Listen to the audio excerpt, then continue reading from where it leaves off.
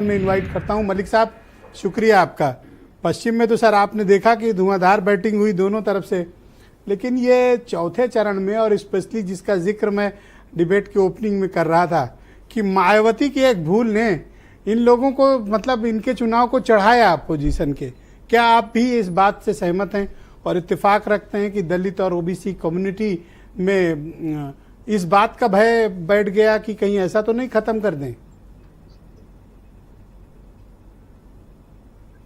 नहीं ब्रजेश जी, आप बिल्कुल सही कह रहे हैं कि मायावती जी का जिस तरह से बीच में अग्रेसन दिखा था और जिस तरह से लगा था कि मायावती इस बार जोरदार इन चुनाव में कई जगह भाजपा को टक्कर देंगी, कई जगह गठबंधन का नुकसान करेंगी, लेकिन बीच में जिस प्रकार से आपने जिक्र किया अपनी रिमार्क में कि सीतापुर में उनके जो भतीजे हैं उनके ऊपर एफआईआर किया गया और बहुत जल्दी में उनको वापस ले लिया गया, तो इससे कहीं ना कहीं एक मैसेज दलितों में गया कि ये कहीं ना कहीं कुछ गड़बड़ है।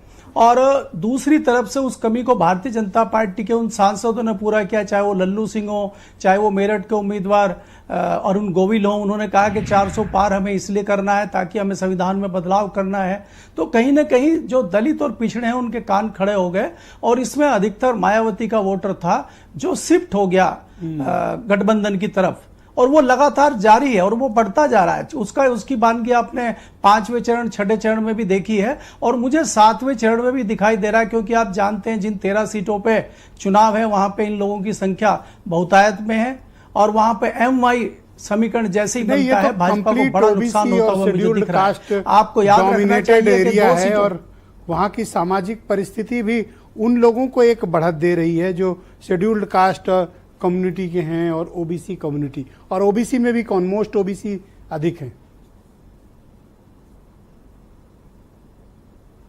अब ब्रजेश जी, आपको मालूम है कि जो ओबीसी है, ओबीसी के पास भी आरक्षण है और पिछड़े और दलितों के पास आरक्षण है, संविधान के अधिकार हैं। उनको लगता है कि संविधान में अगर बदलाव होता है, हमारे पास जो बाबा ने हमें अधिकार दिया है वो हमारा छिन जाएगा और हमें हो सकता है कि पुराने सिस्टम के हिसाब से काम करना पड़े। तो उससे वो बहुत ज्यादा घबराए हुए हैं। घबराहट में मुझे लग रहा है कि वो जाएंगे। इससे सबसे ज्यादा नुकसान मायावती भक्त द्रोही ये सब का कोई असर है सर पब्लिक में, या सिर्फ ये लोग अपना कह के निकल ले रहे हैं, पब्लिक ज्यादा वेटेज नहीं दे रही? नहीं ब्रजेश जी, इसका असर है। जिस प्रकार से मैं अपने 3 दशक के पत्रकारिता के जीवन में देखता हूं, इस तरह से स्तरहीन भाषा हमने कभी किसी चुनाव में नहीं देखी है। तमाम पुराने नेता हुए हैं और उनकी भाषा शैली एक अलग होती थी, चाहे आप वाजपेयी जी की बात करें, चाहे कांग्रेस के बड़े नेताओं की बात करें, चाहे अन्य नेताओं की बात करें। जिस प्रकार से, और खासकर ये होता है कि जिसकी जितनी बड़ी जिम्मेदारी होती है, जो जितने बड़े पद पे होता है, उनको ज़्यादा देखा जाता है। मोदी जी ने कई बैठकों में और कई अपने बयानों से जो जनता उनकी मुरीद थी, कहीं ना कहीं उनको जो है निराश किया है, हताश किया है। सर, मैं डिबेट के दूसरे चरण में आपके बाकी विचारों को स्थान दूंगा। भारतीय जनता पार्टी, धन्यवाद सर। एक second Brajesh ji please. Brajesh ji, last में एक सेकंड में चौधरी साहब की तारीफ करना चाहूंगा कि चौधरी साहब ने जिस प्रकार से प्रधानमंत्री जी को डिफेंड किया, और बहुत अच्छा मुझे इनका लगा कि भाई अगर वो मुजरे की जगह नृत्य कह देते तो शायद ये इतनी दिक्कत नहीं होती, वहीं भूल सुधार प्रधानमंत्री कर लेते तो मामला बड़ा नहीं होता। सर, यही तो बात होती है काबिल प्रवक्ता की कि भाई गलतियों पे झुआ रखें, क्योंकि वो पुराने लखनऊ से ताल्लुक रखते हैं, तहजीब तमीज वाले व्यक्ति हैं।